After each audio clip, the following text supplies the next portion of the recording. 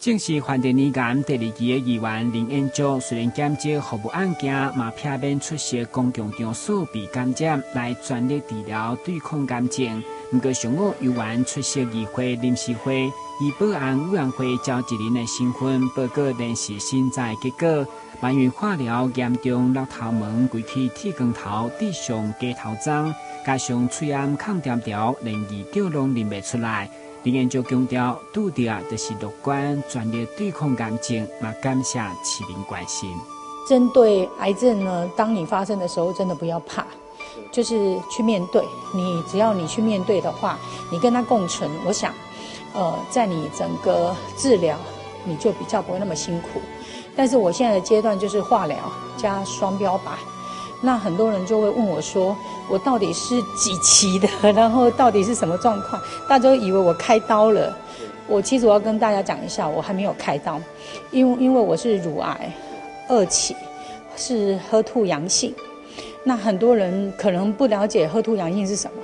HER2阳性它是要做标靶的，那标靶的话我做到双标靶，那整个过程当然是很辛苦。可是我也说过，我会像我服务案件这样子来抗癌。那我还是要感谢市民对我的关心。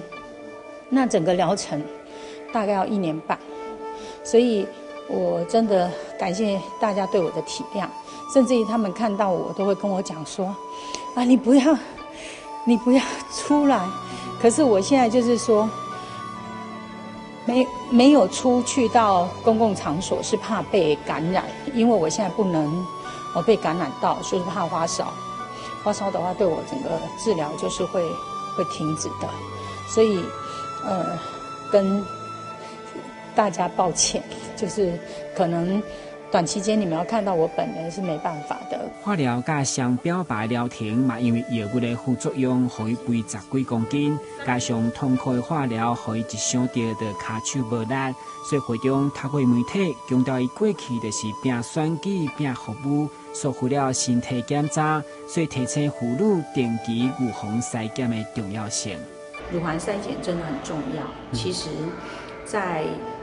当你每年该检查的时候，就是要去做检查。那还是当你觉得感觉怪怪的时候，还是要去检查。因为呢，提早发现，就不会做到说化疗的这一块，或者是标靶的这一块。就是说，当你临期的时候是很好处理的，其实都不用怕。议员专业抗癌，嘛希望以家己的经验为妇女朋友的健康来把关。但新闻顾问及林根采访报道。